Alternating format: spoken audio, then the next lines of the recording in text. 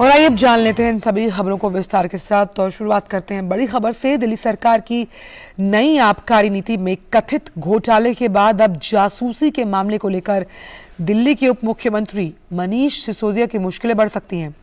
ताजा मामले में गृह मंत्रालय ने जासूसी मामले में दिल्ली के उप मुख्यमंत्री मनीष सिसोदिया के खिलाफ केस दर्ज करने को मंजूरी दी है। सीबीआई जांच में केजरीवाल सरकार पर भाजपा नेताओं की जासूसी के आरोप लगे हैं। कहा गया कि 2015 में आम आदमी सरकार ने नेताओं और अफसरों की जासूसी करवाई। इसके लिए एक फीडबैक यूनिट बनवाया गया था। सीबीआई ने जांच में आरोपों को सही पाया। अब सीबीआई सिसोदिया के खिलाफ केस दर्ज करेगी। और ऐसी बड़ी खबर पर ज्यादा जानकारी के साथ मौजूद है हमारे संवाददाता नीरज सिंह। नीरज, तो जासूसी मामले में मनीष सिसोदिया पर मुकदमा चलेगा, मुश्किलें कम होने का नाम नहीं ले रही हैं उनके लिए। देखिए, बिल्कुल आंचल, मुश्किलें कम होने का नाम नहीं ले रही हैं, क्योंकि आपने देखा है कि एक तो शराब घोटाले में भी आरोपी नंबर 1 है मनीष सिसोदिया।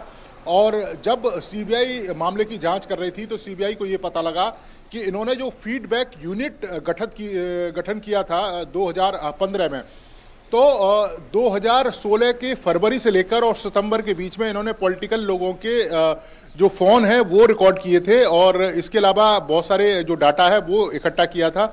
आम आदमी पार्टी के जो नेता हैं उनकी भी रिकॉर्डिंग की गई थी।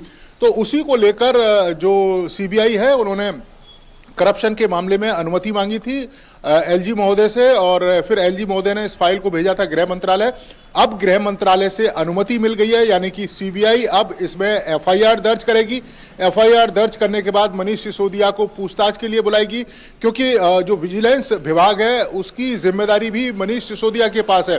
20 अधिकारियों की एक टीम बनाई गई थी जो फीडबैक यूनिट को चलाती थी, जिसने फरवरी 2016 से लेकर और सितंबर 2016 तक कई सारे डाटा इकट्ठे किए थे, कई लोगों की रिकॉर्डिंग की थी। तो अब उसी के आधार पर जो सीबीआई है अब इनसे पूछताछ करेगी। उन अधिकारियों से भी पूछताछ होगी जो इस फीडबैक यूनिट का हिस्सा था और जो इसे अवैध तरीके से चला रहे थे। अवैध तरीके से इसलिए आंचल क्योंकि एलजी की अनुमति नहीं ली गई थी इस यूनिट को बनाने के लिए।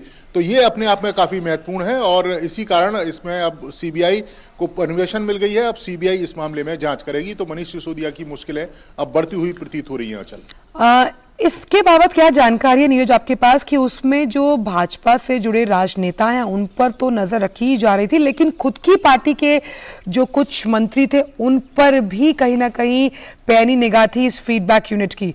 ये अगर हम समझ पाए तो देखिए, बिल्कुल विरोधियों के साथ साथ अपने भी इनके साथ हैं या नहीं, इसकी जानकारी के लिए ही इस फीडबैक जो यूनिट है उसका गठन किया गया था। विरोधियों पर, जो दूसरी पॉलिटिकल पार्टियां, उन पर तो निगाह रखी जा रही थी। अपने जो कार्यकर्ता हैं, अपने जो नेता हैं, मंत्री हैं, वो सरकार के साथ हैं या नहीं। कहीं ऐसा तो नहीं कि दूसरी पॉलिटिकल पार्टियों से वो मिल रहे हैं या सरकार के खिलाफ किसी षड्यंत्र में शामिल हैं। तो इसके लिए भी जो आम आदमी पार्टी के जो नेता हैं उनके ऊपर भी निगाह रखी जा रही थी। तो ये अपने आप में बड़ा चौंकाने वाली बात है कि विरोधियों के साथ साथ जो खुद के भी लोग हैं उन पर भी जो निगाह है वो उस फीडबैक यूनिट के द्वारा रखी जा रही थी।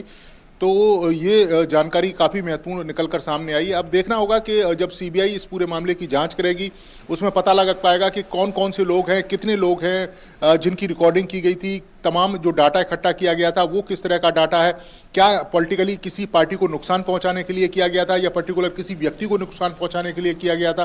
तो ये तमाम जानकारियां जांच के दौरान निकलकर सामने आएंगी जब सीबीआई इसमें एफआईआर दर्ज करके मामले की जांच शुरू करेगी। अच्छा, जो रिपोर्ट है उसमें ये भी कहा गया है नीरज की जो 60% अगर हम एफबीआई यूनिट के इस पूरे कारनामे को देखें तो उसमें भ्रष्टाचार से जो मामले संबंधित हैं उसके बारे में कहीं ना कहीं फीडबैक है और 40% ऐसी रिपोर्ट्स है जो कि राजनीतिक खुफिया जानकारी जो कि किसी भी देश की सुरक्षा और अखंडता को नुकसान पहुंचा सकती है।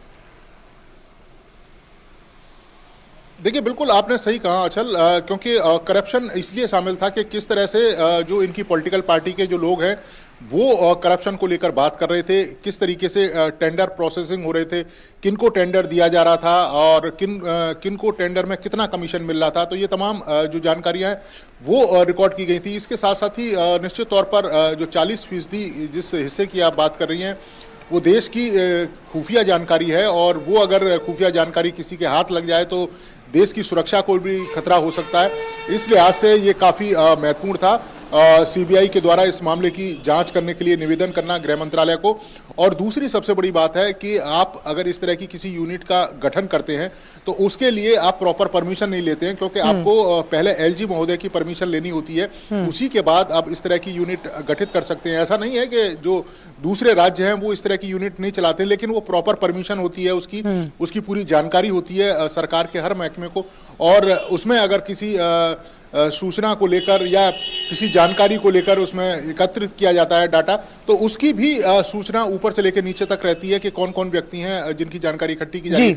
लेकिन यहाँ तो पता ही नहीं लग पा रहा था कि ये यूनिट 2015 में कैसे गठित की गई, 20 लोग इसमें लगा दिए गए, एलजी महोदय से परमिशन नहीं ली गई, ये नहीं बताया गया कि किन किन लोगों को टारगेट किया जा रहा है, किन किन लोगों की रिकॉर्डिंग की जा रही है, किस तरह का डाटा है उसका इस्तेमाल किया जा रहा है। फीडबैक यूनिट आपने नाम दे दिया, लेकिन उससे आप काम खुफियागिरी का कर रहे हैं, तो ये अपने आप में काफी चिंताजनक है। इस कहानी में बड़े पेच हैं और जो खुलने बहुत ज़रूरी हैं। बहुत बहुत शुक्रिया नीरज उन तमाम जानकारियों को हमसे साझा करने के लिए। तो जो ये मामला है, इस मामले पर बीजेपी का क्या कहना है, आइए सुनते हैं।